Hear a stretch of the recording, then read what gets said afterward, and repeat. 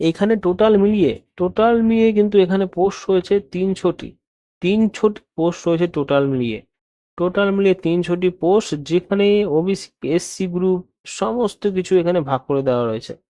Data entry operator থেকে শুরু করে typist, librarian grade 2, assistant librarian, তারপরে স্টেনোগ্রাফার, অফিস সাবঅর্ডিনেট, সমস্ত পোস্টের জন্য আজকেই তোমাদের সাথে শেয়ার করব আজকের চাকরি নিয়ে। তো সমস্ত চাকরির জন্য তোমরা দেখতে থাকো ভিডিওটি, এবং যারা নতুন রয়েছে ইউটিউব চ্যানেলে সাবস্ক্রাইব করে পাশে থাকা বেল আইকনে প্রেস করে দিও, এবং কারা কোথা থেকে দেখছো অবশ্যই কমেন্ট বক্সে জানিও।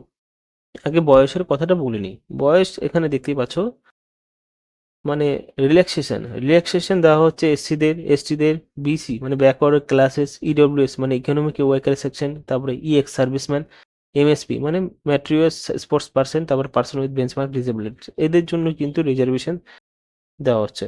এবার কোয়ালিফিকেশন নিয়ে আলোচনা করি। সেকশন অফিসার, যারা সেকশন অফিসারের জন্য আবেদন করতে চান, এডুকেশন কোয়ালিফিকেশন ল নিয়ে পড়াশোনা করতে হবে 3 থেকে 5 বছরের, ঠিক আছে, ইউনিভার্সিটি বা ইন্ডিয়ান এস্টাবলিশড থেকে। তারপর সিনিয়র সিস্টেম অফিসার, একই শিক্ষাগত যোগ্যতা, কম্পিউটার সায়েন্স নিয়ে পড়াশোনা করতে হবে। এবং কম্পিউটার অপারেটর, এখানে কম্পিউটার সায়েন্স নিয়ে যে কোনো ইউনিভার্সিটি থেকে পড়াশোনা করলেই আবেদন করা যাবে। এবং টাইপিং স্পিড দেখতে পাচ্ছ, ইংলিশে হাই গ্রেডে 45 ওয়ার্ড পার মিনিটে যদি হয়ে থাকে তাহলে অ্যাপ্লিকেশন করো।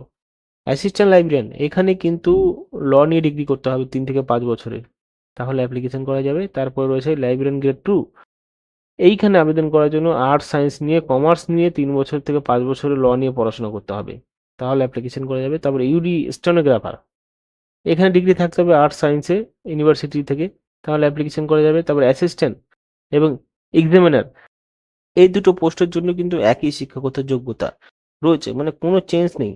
মানে অ্যাসিস্ট্যান্টে যা পড়েছো পড়ে আবেদন করবে, যা কোয়ালিফিকেশন নিয়ে এক্সামিনের সেই কোয়ালিফিকেশন নিয়ে আবেদন করতে পারবে, সমস্যা নেই।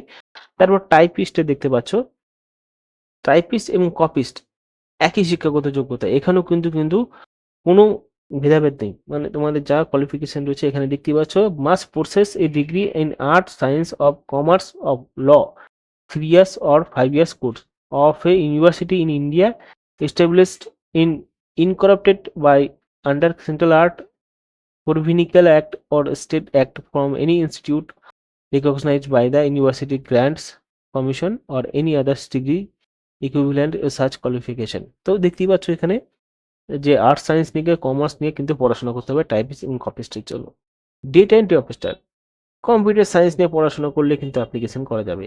এবং স্টেনোগ্রাফারের জন্য সেই একই আর্টস সায়েন্স কমার্স নিয়ে যে পড়াশোনা আবেদন করতে পারে। অফিস সাবঅর্ডিনেট, এই পোস্টের জন্য সপ্তম শ্রেণী পাশে কিন্তু আবেদন করা যাবে, ঠিক আছে, শুধুমাত্র সপ্তম শ্রেণী পাশ করলে কিন্তু এই সাবঅর্ডিনেটের পোস্টের জন্য আবেদন করতে পারবে।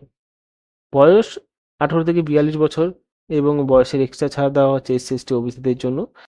এবং দেখতেই পাচ্ছ অনলাইনে কিন্তু অ্যাপ্লিকেশন চলবে। কিভাবে, এখানে সমস্ত কিছু বলা রয়েছে, দেখতে পাচ্ছ বিসিডিই সমস্ত ব্যাকওয়ার্ড ক্লাসেসদের জন্য আলাদা ট্রেনিং এর ব্যবস্থা করা হয়েছে, বা ডকুমেন্ট ভেরিফিকেশনের জন্য কি। এবার কিভাবে রিক্রুটমেন্ট করা হবে, সিনিয়র অফিসারের জন্য পরীক্ষা হবে, syllabus general knowledge, mentality, ability, law, civil, ক্রিমিনালের বিষয়ে।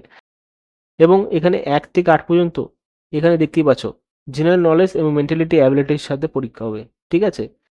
সিনিয়র সিস্টেম অফিসার যা বললাম। অফিস সাবঅর্ডিনেট মানে যেটা শুধুমাত্র মাধ্যমিক মানে 7 পাশে আবেদন করতে পারবে, ঠিক আছে।